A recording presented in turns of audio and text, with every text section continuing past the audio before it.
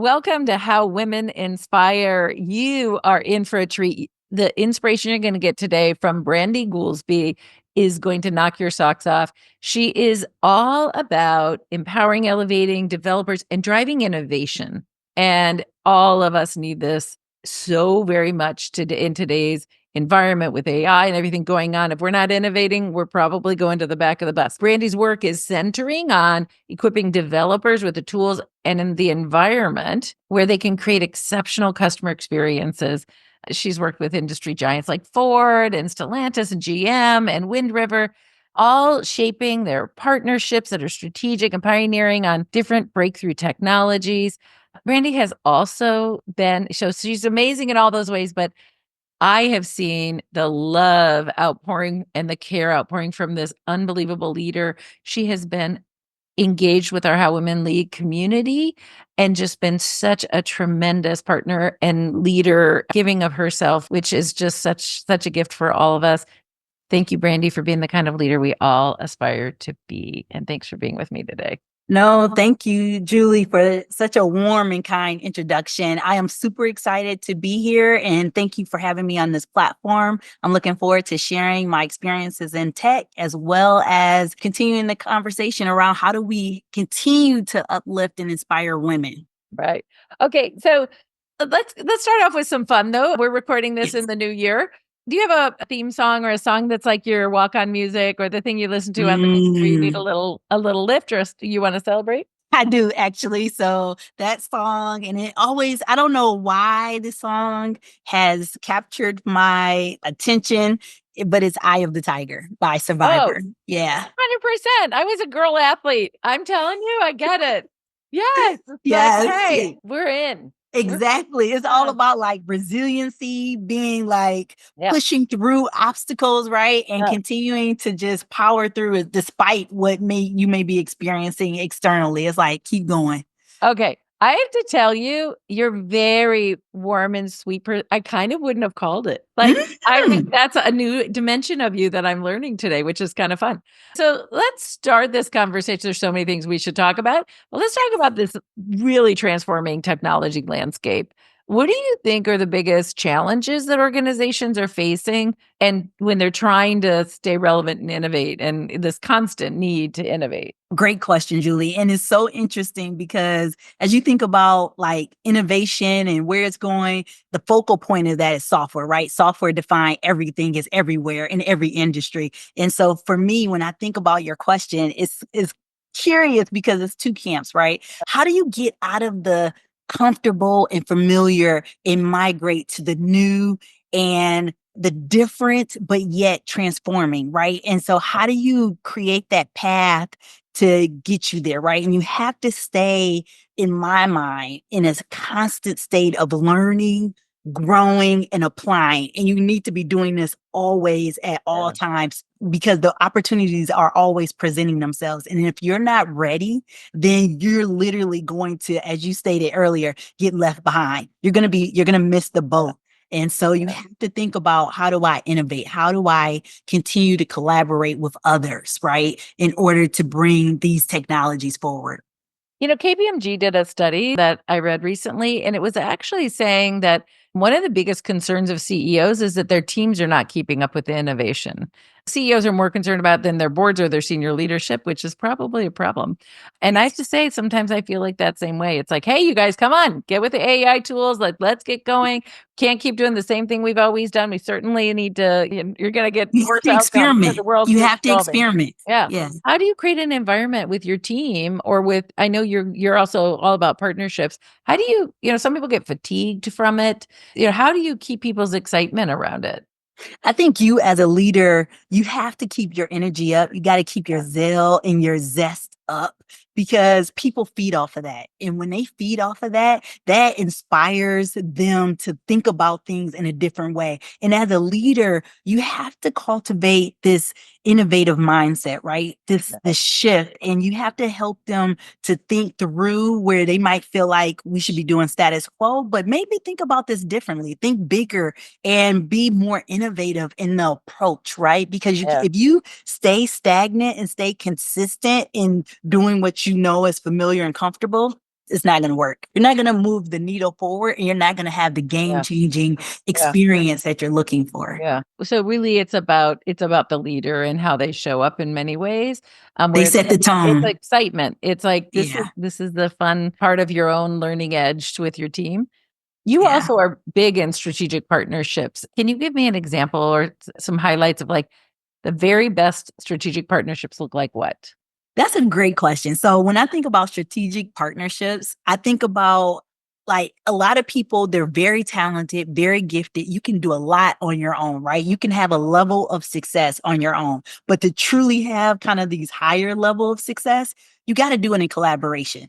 Think about, shoot, I'm just thinking Airbnb in the hotel industry. Right. Uber and the taxi industry, all these different ecosystems that Sure. have been created by leveraging the community of people, right? And versus just like Amazon in the retail industry. That's a huge one, right? I Right. mean, we wouldn't be able to get Amazon now if Jeff didn't have the vision, right, to think about the interconnectedness of this world and how to help logistics and manage all of this. He was like, he had the foresight, right, to think about how do you bring these elements together. And that's where I come from when I think about strategic partnerships. I know I have a level of capability, but I know I can enhance that by augmenting that with another technology provider and really create true value for my customer.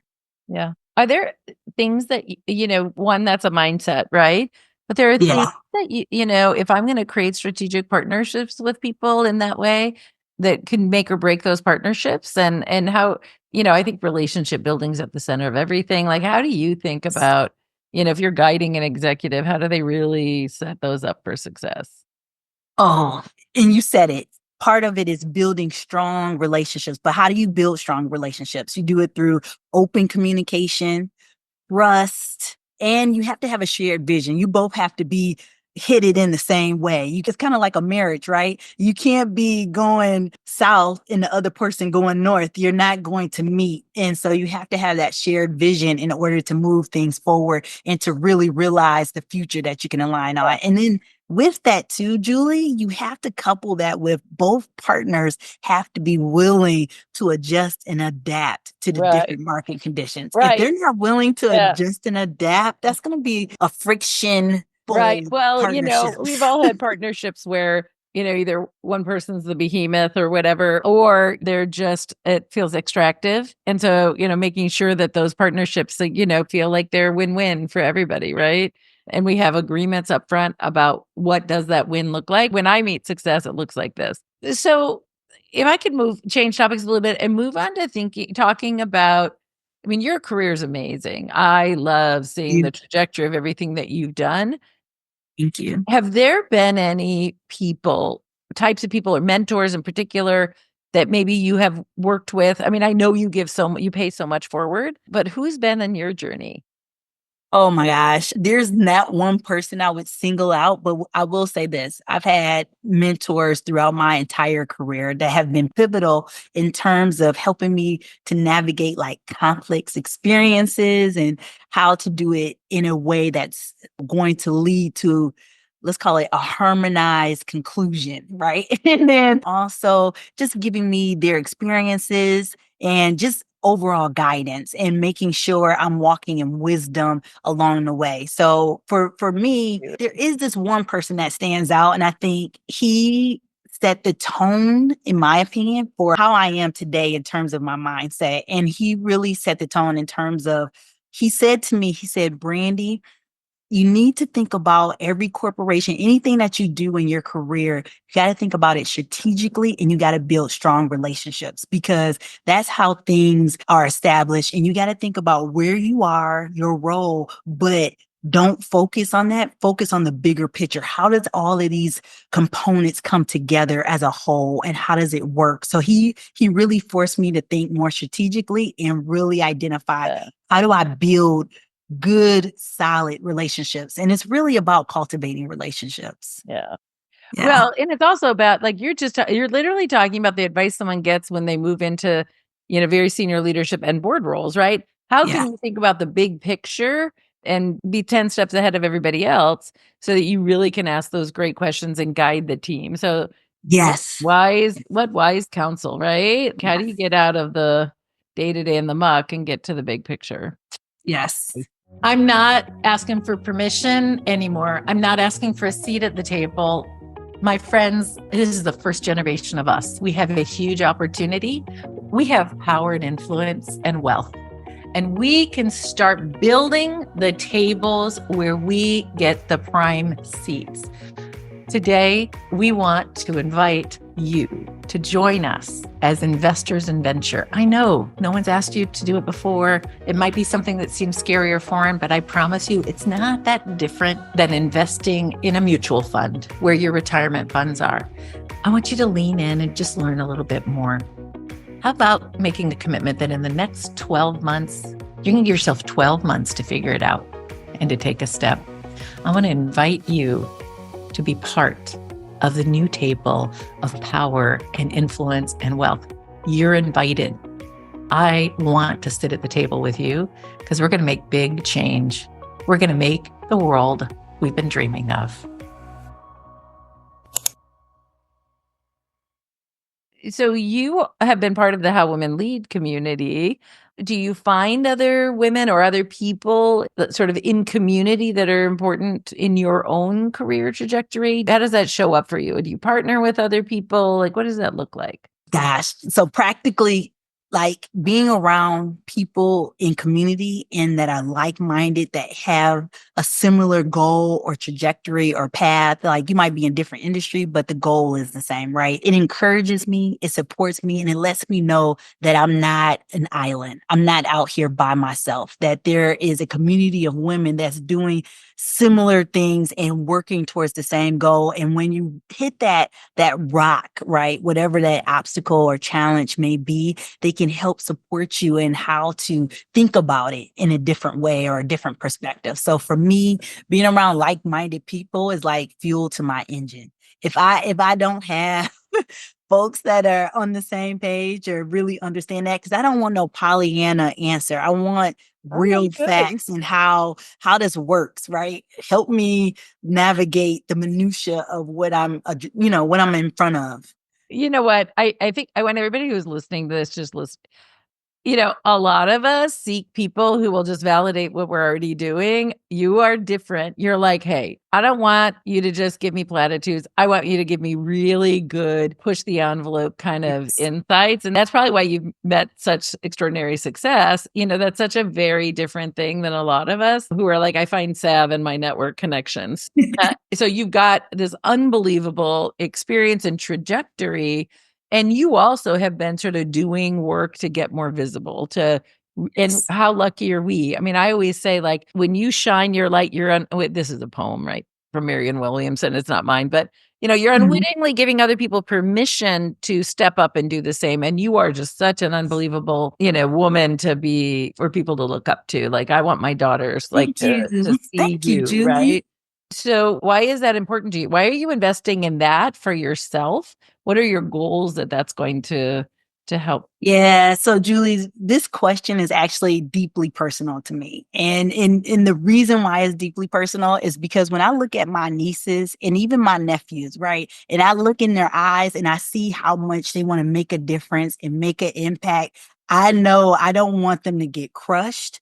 I don't want their dreams to be watered down or pushed down by all the stuff that people will try to throw at them. And I'm like, I recognize that this is bigger than me. This is bigger than Brandy and her making all of these different, speaking engagements, accolades, achievements, whatever. I want my ceiling to be their floor. I truly want that. And I want them to know that anything is possible and they don't have to be defined by people's opinions or their environment. Like they can push through all of that and see the realm of the possible, right? And really focus on what is it that I want to do and just go after it with all you got.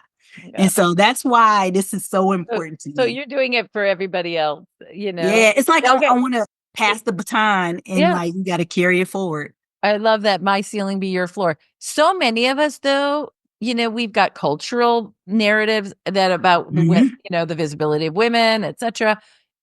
people tear down women leaders, and women often don't feel like they're ever quite enough. So do you knock those fear? Do you have any of those, or do you knock them down because you're like, but I'm Oh, doing this for these absolutely. young people?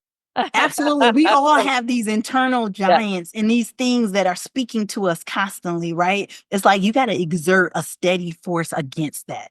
You got Yeah. to literally continue to like say, and I mean, even in your narrative, no, I am more than enough, that I have a voice and I have something to be said and I have an experience that if you listen to it, you might learn something. You know what I'm saying? And so you got to recognize that your value is so much bigger than any fear or any sense of being afraid of something. You have to literally get uncomfortable being comfortable. And I know that's a catchphrase, but it's so true. It's like you Yeah. literally got to push out of that comfort zone and Yeah. say, no, I'm not going to allow my inner giant to dwarf me. I'm going to be bold and speak. How does that, so for everybody listening, how does that feel inside of you when you hear that? And this is what I want you guys to understand. I work with the most powerful women in the world, including Brandy. And every single one of them, like when we have a retreat or something, everybody I know, powerful women, come forward and they're like, I don't know if I'm enough, if I've done enough of the right thing. Like some people who spent all their time becoming the public company board director, they're like, maybe I haven't done enough in this part of my life. It's like everybody has that sort of that filter going on where somehow somebody and some message someone told you when you were 8 that is somehow Yes. getting in the way of you recognizing your power and your impact on other people. I was telling someone earlier today that someone said something really unbelievably beautiful to me last night. I couldn't believe the impact I'd had on her, and I didn't even know her. And I was like, she said, you have to track the glimmers. Someone told her to write down every time there's a glimmer, like a little thing that uplifts you and gives it, because you can't be happy at the highest level every second, right? So when something happens that gives you a glimmer, it might be your puppy, it might be a kind word, it might be some success that you should write it down. And Mhm. and if you do that with enough, you'll really be noticing how those glimmers elevate you as opposed to kind of discounting them or brushing them off. Do you have anything like that you do, Brandy, Oh, that's like track the Brandy glimmers? absolutely. So I am a Christian. And so I turn to the word of God constantly. And I believe what he has said about me because he's the creator of me. And so that's what my anchor is. And that's what I focus on because culture, the world, Yeah. corporate, it'll all try to feed you these lies and untruths. Right, And it's like you right. got to rewrite that story, Yeah. rewrite that narrative. And you constantly have to. And unfortunately, it's a lifelong process, right? Because to your point, you said very senior women who've made it to corporate boards still are playing this narrative out. And so your whole life, you're going to be rewriting that story, rewriting that narrative, and just continuing to push through, even when you're afraid, even when you feel like you may not be enough. You know what I mean? It's like you are I enough. You certainly are do. more than enough. Yeah. Well, and to me, that's one of the biggest benefits of having a religion or a faith that you really lean on, because all of us need to have a container to step back on our values, but also, what is the purpose of life? Why am I here? Why am I doing this? What is my measuring stick for if I'm bringing value to the world? And I'm not surprised you just said that. And it's just another layer of how brilliant and beautiful you are. That's such a big part of where you are. Did you have an aha moment in your life that sort of got you, going on this path in a way that really was meaningful to you? Yeah, I think part of my aha moment, and I'm still living it and learning how to apply it Yeah, effectively, because you're an is that innovator, of course. Right. You're always gonna be learning and applying and learning and applying. it's being vulnerable, being okay to Ah, share yeah. stories that are not so good and be okay with that because that could release somebody else from their bondage. You know what I mean? Or feeling like they're alone or isolated. And sometimes sharing your experience or your story can unlock a whole world of difference for somebody else. Wow, that is hard to do for all of us. It's especially hard for Black women because so much of what the world's telling you is Yes. you better be perfect. And, Yes. one misstep and you're off the, The whatever. There's a radar. You're feeling of that. blacklisted. Right, No pun right. intended. Yeah, exactly. I mean, I was talking to a woman last night who's in the C-suite. She resigned from her job before or right after the CEO did, like when the CEO was fired. And some news thing came out and it was like, oh, they were cleaning house. And she was like, who said that? Because I resigned. Like, she's like, I've been working for 30 years and building my career. And this, to her, it felt so, there was a fragility as a Black woman. Like, wow, one thing could knock me off the path I've been on. Is that not, so you've come to terms, you're all good? Like, you can show up at that authentic. Well, I said I'm still learning how Okay, to all right, apply all right, all it. right, okay. You're like, let me be clear. 'Cause it does- I'm on a journey, she says. you always feel like you are somewhat guarded, right? And so, but I'm learning like, okay, sometimes you gotta be vulnerable. You gotta be vulnerable. Well, what a gift to be able to spend time with you. You are such an example and inspiration to other women. I want to thank you for everything you do to give back, but also your visibility, your voice, the lessons you've learned that you can share, and just how you show up with your authentic and values-based leadership is really extraordinary, Brandy. What a gift to be in your orbit, my friend. And thank you so much for having me on the How Women Inspire platform. This is amazing. So Thank if you. somebody wants to find you, how do they find you? LinkedIn, Okay. Brandy Goolsby. Yeah. All right. I'm sure it's going to be exploding today as people hear your voice and your story. So thank you so much for being with me today. Thank you.